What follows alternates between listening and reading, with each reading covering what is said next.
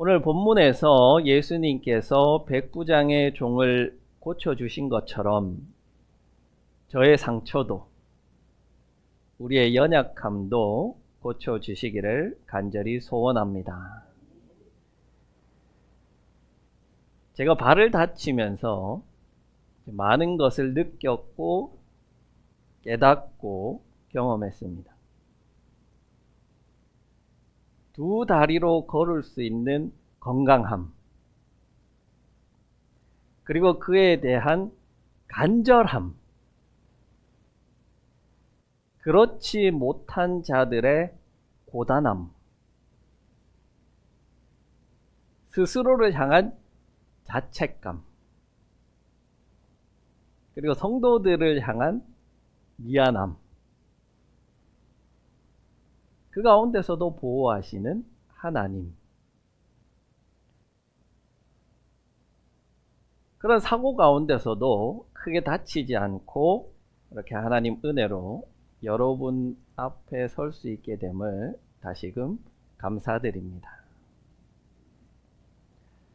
오늘 본문을 우리가 한번 읽어보면 우리의 눈에는 종이 나았다는 이 구절만이 우리 눈에 들어옵니다. 8장과 9장에는 10가지 이적을 모아 놓았으니 이 사건도 중풍에 걸린 하인이 나았다는 구절에 우리의 눈길이 가는 것이 이상한 일은 아닙니다. 다만 첫 번째 나병 환자를 고치신 사건이 병고침의 이적에 초점이 맞춰져 있기보다는 산 위의 은혜가 산 아래에서 실천되어야 한다는 것을 몸소 예수님께서 보여주신 것, 그것을 우리가 생각해 본다면 오늘 본문도 백부장의 믿음과 하인의 나음이라는 것보다 더 중요한 어떤 메시지가 있다는 것을 우리가 느낌적인 느낌으로 알 수 있습니다. 무엇에 우리가 집중해 봐야 하냐면 장소입니다. 장소가 중요합니다. 오늘 이 사건이 일어난 곳을 분명히 가리키고 있습니다. 그곳은 바로 가버나움입니다. 가버나움.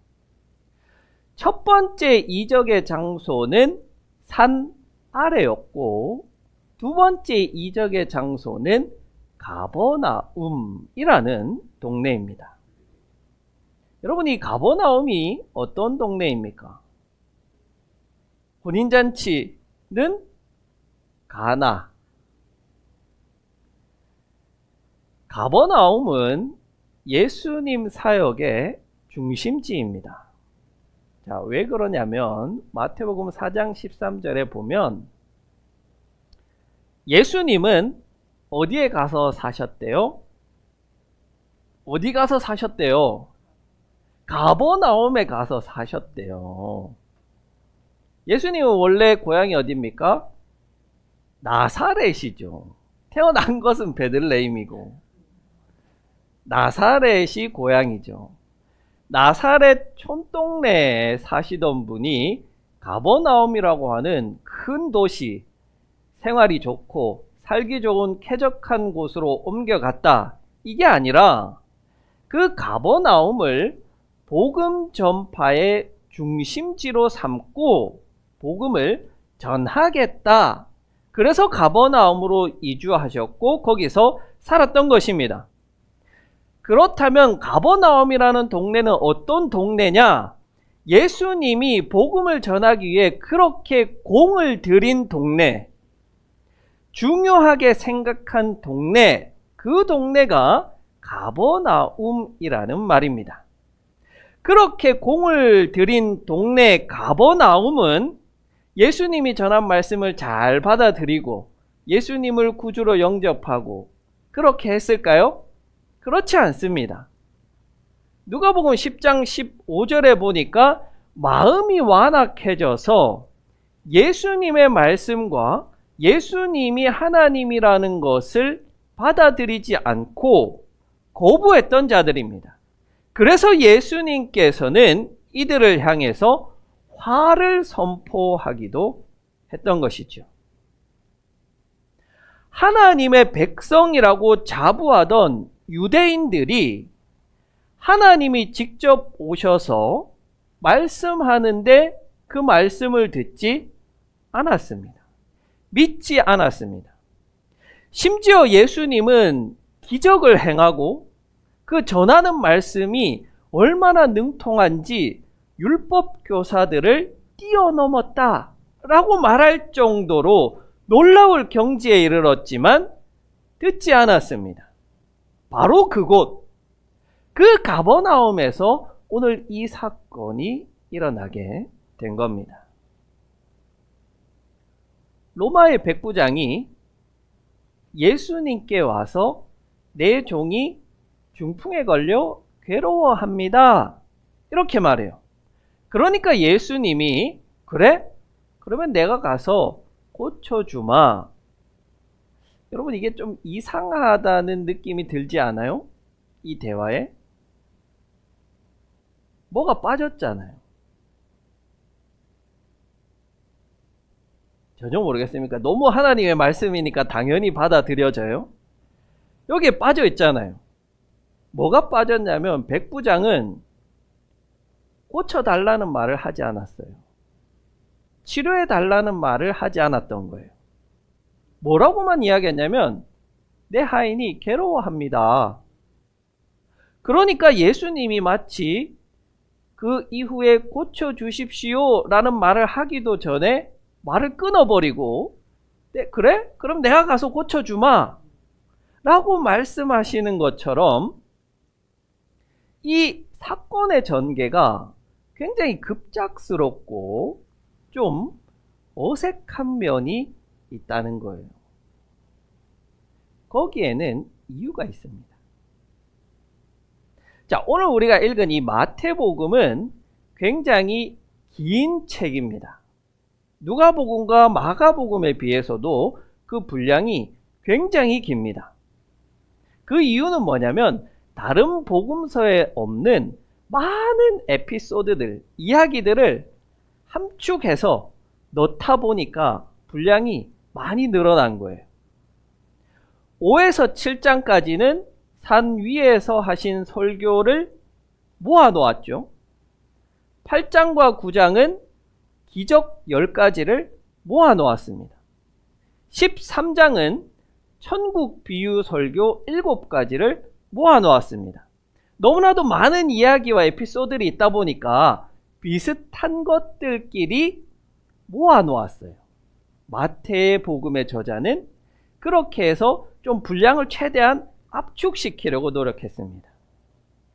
그리고 다른 하나의 방법은 뭐냐면 긴 이야기를 최대한 간소화해서 전달해 주려고 했습니다. 그래서 좀 덜 중요하다고 생각되는 내용들은 과감히 삭제해 버리거나 또 내용을 살짝 바꾸어서 그 이야기의 내용만 전달하려고 하지 그 디테일한 부분들은 삭제한 부분들이 있습니다. 그래서 복음서 내에 같은 이야기를 이야기하는 본문을 우리가 평행 본문이라고 하는데 오늘 본문의 평행 본문은 누가복음 7장입니다. 같은 사건을 기록하고 있는데 서로 디테일한 내용이 달라요. 왜 다르냐? 바로 여기에서 오는 거예요. 누가복음은 그 내용을 아주 자세하게 길게 기록하고 있는데 마태복음은 그걸 굉장히 축소시켜서 우리에게 알려주고 있습니다. 그래서 마태복음 본문은 누가복음에 비해서 좀 어색한 면이 있어요. 그 전개가 좀 급작스러운 면이 있어요. 그래서 누가복음과 마태복음은 그 세부적인 내용이 다른데 어떤 내용이 다르냐? 한번 보면 마태복음에서는 누가 예수님을 찾아왔죠? 종이? 백부장이 직접 찾아왔어요. 그렇죠? 그런데 누가복음을 보니까 누가 찾아왔어요? 유대의 장로들이 찾아왔대요. 왜 그렇게 했을까? 백부장이 직접 찾아오지 않고 유대 사람들, 그 가운데서도 장로들을 예수님에게 보내서 낫게 해달라고 요청을 합니다. 여러분 이제 이해가 되세요? 원래는 유대의 장로들을 보내서 낫게 해달라고 요청을 했을 것인데 마태복음은 그 사건을 축약시키는 과정에서 백부장이 직접 간 것으로 바꾸어 이야기했던 것이죠. 자, 여기서 오늘 우리는 이 본문을 통해서 무엇을 볼 수 있냐면 백부장이라고 하는 사람의 믿음이 아니라 성품을 볼 수 있습니다. 믿음이 대단하다라고 이야기하지만 실제로 이 사람이 대단했던 것은 성품입니다. 여기에 우리가 집중해 보는데 제가 보는 이 백부장의 탁월함, 과연 이 종이 나음을 받을 수 있었던 그 탁월함은 믿음이 아니라 성품에 있었다고 생각이 됩니다. 자, 한번 봅시다. 로마 백부장이라고 하는 이 지위는 군사 100명을 거느린 장교를 이야기합니다. 예수님 바로 다음 세대에 살았던 유대인 역사가 요세푸스에 따르면 이 백부장은 여러 국적을 가진 외국인 병사들을 통솔하며 당시 갈릴리 지역을 통치하던 분봉왕 헤롯 안디바에게 봉급을 받던 로마 장교라고 설명합니다. 당시 세계를 호령하던 로마의 힘은 군대에서 나왔습니다. 그 군대에서 100명을 거느린 장교다. 오늘날 우리가 생각해보면 중대장, 대대장 정도 될 텐데 별것 아니네 할 수 있겠지만 이 당시에는 무시할 수 없는 권력과 지위로 여겨졌습니다. 바울이 군인들에게 잡혀서 심하게 고초를 당할 때 그 하급 병사들조차 무시하고 대놓고 함부로 한 모습을 본다면 얼마나 이 로마 군대의 위세가 뛰어났는지를 알 수 있죠. 100명의 군사 가운데 가장 뛰어난 사람을 그 부대의 지휘관으로 뽑습니다. 그러니 이 사람은 실력도 있는 사람이었어요. 이 사람은 그렇다면 실력도 있고 권력도 있고 또 그 탁월한 성실함으로 장교의 자리에까지 올라갔으니 이것이 그 사람의 모습을 대변할 수 있겠지만 오늘 마태복음의 저자, 누가복음의 저자는 그런 외적인 모든 것들을 우리에게 설명해 주지 않고 이 사람의 성품에 주목했습니다. 이 백부장은 하찮디 하찮은 종 하나 살리려고 자신의 실력, 권력, 지위를 모두 내려놓았습니다. 식민지의 한 주민에 불과한 한 목수에 불과한 예수님을 뭐라고 불렀냐면 주님이라고 불렀어요. 여러분 주님이라는 말은 주인님이라는 뜻이라고 말씀을 드렸죠. 자기는 로마의 장교예요. 예수님은 자기가 봤을 때는 별 볼 일 없는 목수의 아들이에요. 그런데 그를 향해서 자신의 종을 고치려고 주인님이라고 불렀던 것입니다. 그리고 감히 자신이 예수님 앞에 서기에 부족한 자입니다. 그래서 유대의 장로들을 대신 보냈던 것이죠. 부탁했던 거죠. 여러분 한번 생각해 보십시오. 차라리 내가 가서 직접 말하면 낫죠. 그런데 다른 사람에게 부탁을 또 해서 부탁하게 하는 거예요.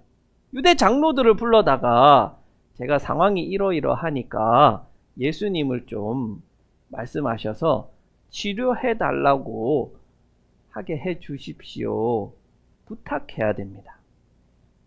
속된 말로 쪽팔린 일이잖아요. 명령하면 돼요. 야, 예수 잡아와. 그래서 고치게 해. 얼마든지 이렇게 할 수 있는 권력과 지위가 있습니다.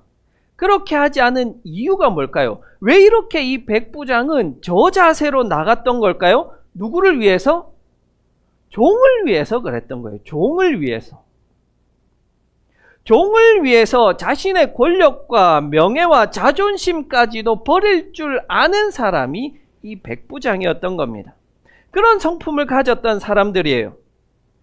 유대인들 가운데 친구를 낫게 하려고 메어온 사람들은 있었어요. 그런데 종을 낫게 하려고 찾아온 사람은 아무도 없었습니다. 더군다나 병에 걸린 노예가 가치가 있습니까? 노예의 최고의 가치는 건강함이죠. 힘에 있죠.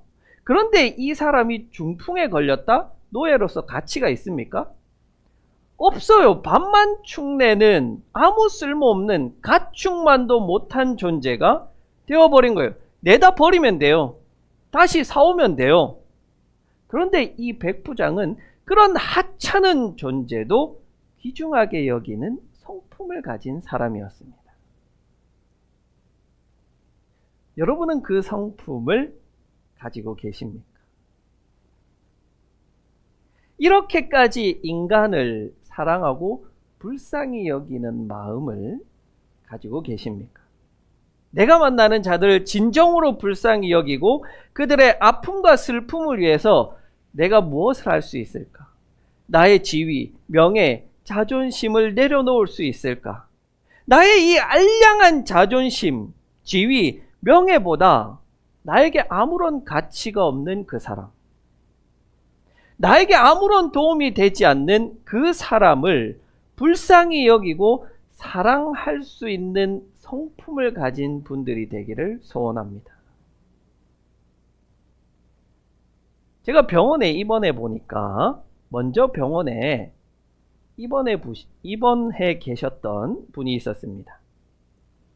남자분인데 이분을 보니까 형제로 보이는 분이 아마 형이었던 것 같아요. 집에도 안 가고 몇 날 며칠을 병수발을 하고 있는 거예요. 그래서 야, 정말 우애가 좋은가 보다. 참 대단하다. 어떻게 저렇게 동생을 위해서 제가 있던 그 일주일 내내 병수발을 들고 소변을 받아내고 하는 걸 봤습니다. 그런데 알고 보니까 남자 간병인이었어요. 근데 어떻게 두 분이 그렇게 닮았는지 형제인 줄 알았어요. 저도 그렇고 우리 사모님도 형제인 줄 알았어요. 근데 이 간병인이 조선족으로 하얼빈에서 왔다고 하더라고요. 근데 이분이 이제 밥때가 되면 이제 밥을 먹어야 되는데 보호자 밥이 한 끼에 7,000원이나 하더라고요. 그래서 이걸 사 먹을 수가 없는 거예요. 그래서 이 매 끼니 때마다 햇밥만 돌려서 드시더라고요. 근데 사실은 제 형편이 그분보다 더 어려운데 어떻게 보면은 이제 저보다 월급도 더 많고 몸도 더 건강한데 근데 불쌍한 마음이 들어요. 그래서 제가 2번이나 제 밥을 밥상채로 다 드렸습니다. 저희 이제 부모님들은 아유 미련한 놈이라고 하실 수 있겠지만 저는 사모님하고 라면과 쫄면을 시켜 먹었습니다. 네. 여러분 한번 생각을 해보세요. 갑자기 예수님이 이 자리에 짠 하고 나타나셨어요. 그러면 이제 내가 예수님께 한 가지만 요청할 수 있습니다. 한 가지만. 맨날 할 수 있는 게 아니에요. 평생에 딱 한 번 오늘 이 자리에 나타나셔서 들어줄게.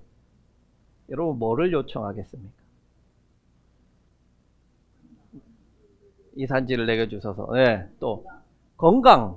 건강. 또 뭐를 요청하시겠습니까? 건강? 건강. 좋습니다. 만약에 저라면 우리 교회 교인 좀 많아지게 해주세요. 뭐 이런 거. 치유의 은사 주셔가지고 제가 막 안수만 하면 다 낫게 해주세요. 막 예언 주세요. 그런데 이 백부장은요, 예수님을 이제 딱 한 번 만나고 그 이후로도 예수님을 만나지 못했죠. 근데 그가 구했던 한 가지는 종을 고쳐주세요 라는 요청을 했던 겁니다. 그 말 한마디가 나온다는 것은 이 백부장에게는 권력보다 명예보다 돈보다 그 하인의 건강을 평상시에 더 중요하게 여기던 사람이라는 것을 알 수 있습니다. 여러분에게 지금 뭐가 중요하게 여겨지느냐가 여기서 나온 것이죠. 여러분이 중요하게 여기는 그것이 여러분의 성품으로 나타나게 됩니다. 사람보다 돈, 사람보다는 내 자존심, 사람보다는 내 명예, 그게 그 사람의 성품으로 나타나는 거예요. 믿음 중요하죠. 우리는 믿는 자들입니다. 예수를 그리스도로, 하나님을 아버지로, 성령을 주인으로 믿는 자들입니다. 그런데 성품이 되지 않는 자들은 하나님 나라에 들어갈 길이 없다라고 예수님은 말씀하세요. 예수님이 10절부터 12절까지 이렇게 말씀을 하시는 거예요. 하나님 나라가 이제 곧 세워지게 될 텐데 거기에 원래의 시민들은 어떻게 돼요? 쫓겨나고 이런 불쌍한 자, 가치 없는 자, 성품이 올바른 자들이 와서 하나님 나라의 잔치상에 앉게 될 것이다. 이렇게 말씀하시는 거예요. 이게 얼마나 놀라운 일이냐면 하나님 나라가 이 땅에 세워지게 될 때 북삼 초대교회 성도들은 다 쫓겨나고 오늘 처음 온 두 분이 하나님 나라 잔치에 참여하게 된다는 말씀이에요.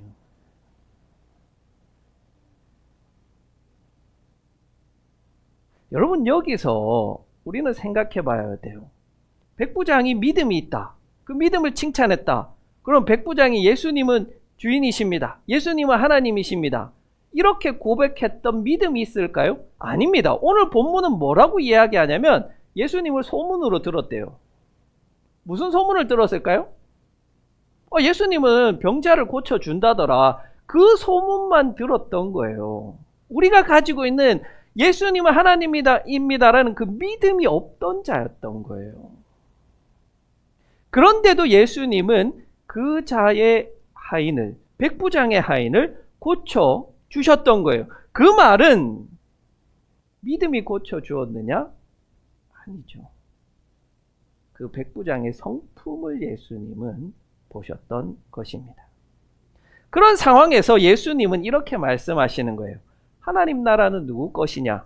나더러 주여 주여 하는 자의 것이 아니라 주님은 하나님이십니다. 내가 하나님을 믿습니다. 말로만 하는 자들의 것이 아니라 이렇게 사람을 사랑할 줄 아는 자들의 것이고 그를 불쌍히 여기고 그들을 위해서 자신의 것을 기꺼이 내어주고 희생하는 자들이 와서 누리는 잔치의 자리다. 결국 이 말씀은 나더러 주님 주님 하는 사람이 하늘나라에 들어가는 것이 아니라 하늘에 계신 내 아버지의 뜻대로 행하는 자라야 들어간다는 말씀의 실천적 모범의 사례를 보여주신 것입니다. 실제로 마태복음에서는 백부장의 믿음이 강조되고 있지만 누가복음에서는 백부장의 성품이 훨씬 더 강조되고 있습니다. 그래서 우리가 이 본문을 보다 명확하게 이해하려면 예수님의 이 10절의 말씀, 10절의 말씀을 이렇게 바꿔서 봐야 될 것 같아요. 10절에서 나는 지금까지 이스라엘 사람 가운데서도 아무에게서도 이런 믿음을 본 일이 없다. 이것이 보다 정확하게 이해가 되려면 나는 지금까지 이스라엘 사람 가운데서도 아무에게서도 이런 성품을 본 적이 없다로 이해되어야 할 것입니다. 여러분, 우리 교회에 오면은 날마다 믿음을 외칩니다. 믿으십시오. 믿으면 됩니다. 믿으면 다 됩니다. 천국 갑니다. 성공합니다. 믿음이 만사형통입니다. 반대로 믿음 없는 자들은 죄인입니다. 교회 밖에 지옥 갈 자들입니다. 그래서 교회들은 이때까지 나병에 걸린 자를 부정한 자라고 여기고 교회 들어오지 마 내치고, 동성애하는 자들 다 지옥 간다고 내치고, 귀신 들린 자들 다 내치고, 그들을 불쌍히 여기고 사랑하는 대신에 부정하다고, 더럽다고, 죄인이라고 다 교회에서 내쳐버렸습니다. 그리고는 나는 죄도 짓지 않고 말씀 지키고 믿음 가지고 살아간다는 그 종교적 우월주의와 특권의식이 지금까지 교회를 지배해왔습니다. 그게 극단적으로 나타나는 게 전광훈이에요. 믿음만 외치지 그 사람에게서 우리가 성품을 발견할 수가 있습니까? 사람들은요, 근데 그런 자를 보고 교회를 욕하죠. 교회 다니는 것들이 저렇게 한다고. 그러면 우리는 우리는 안 그런데, 우리 교회는 안 그런데, 나는 안 그런데, 그게 아니라 지금까지 믿음만 외치던 그 교회가 믿음만 외치던 신앙이 이런 사이비들을 만들어낸 겁니다. 정작 하나님 나라에서 멀어져 가고 있는, 자신은 보지 못한 채 타인만 정죄하기 바빴고 정치만 하던 교회는 마땅히 이런 결과를 맞이해야 하는 것이죠. 예수를 믿지 않는 자들 가운데 우리보다 훨씬 뛰어난 성품의 사람들이 많습니다. 반대로 예수 믿는다고 하면서 그 성품이 엉망인 자들도 많아요. 진짜 믿음이 좋은 사람은 반드시 그 믿음이 성품으로 드러나야 되고 증명되어져야 합니다. 천국이, 하나님 나라가 왜 좋은지 아세요? 왜 행복한 곳인지 아세요? 그런 성품이 좋은 자들만 모인 곳이니까. 그러니까 좋죠. 모두가 다 성품이 훌륭해요. 사랑하고 불쌍히 여기고 배려하고 그런 자들만 모여 있으면 그곳이 어떻게 행복하지 않을 수 있겠습니까? 그런 사람들만 모인 우리 교회, 행복하잖아요. 좋잖아요. 그런 자들만 모이니까 천국이 행복하고 하나님 나라가 좋은 것이지, 내가 믿음이 있다고 무시하고 배려하지 않고 상대방을 생각하지 않는 자가 하나님 나라에 있다? 천국에 있다? 이건 생각할 수가 없는 일입니다. 그제 아침에 병원을 가려고 집에서 나와서 엘리베이터를 이제 기다렸습니다. 발이 불편하다 보니까 한번 움직이는 것도 굉장히 힘들고 진이 빠집니다. 엘리베이터 문이 딱 열렸는데 글쎄 쿠팡 배달하시는 분이 짐을 이만큼 쌓아 놓은 거예요. 탈 자리가 없어요. 이제 올라갑니다. 5층, 7층, 10층, 13층, 14층, 15층 올라가기만 하고 내려오질 않아요. 목발 짚고 계단을 내려갈 수가 없으니까 꼼짝없이 기다려야 됩니다.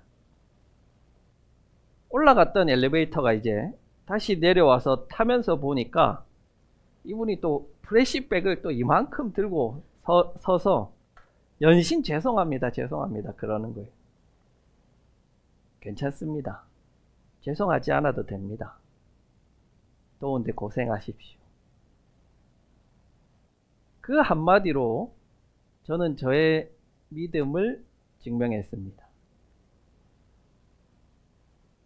진짜 믿음은 사람을 사랑할 줄 알고 불쌍히 여기는 그 성품으로 드러납니다. 그 믿음이 우리의 일상 속에서 사랑으로, 배려로, 불쌍히 여기는 마음으로 살아난다면 우리 교회는 지금 이 자리에서부터 하나님 나라가 시작될 것입니다. 오늘 이 말씀 앞에 우리 모두가 한번 다짐하기를 원합니다. 믿음은 성품으로 드러나는 것이다. 이 고백을 마음에 새기고 백부장처럼 누군가의 고통 앞에서 멈춰서서 자신을 내려놓을 줄 아는 사람, 사랑과 배려와 불쌍히 여김이 몸에 배인 사람, 성품으로 하나님을 기쁘시게 하는 사람들이 되시기를 간절히 축원합니다.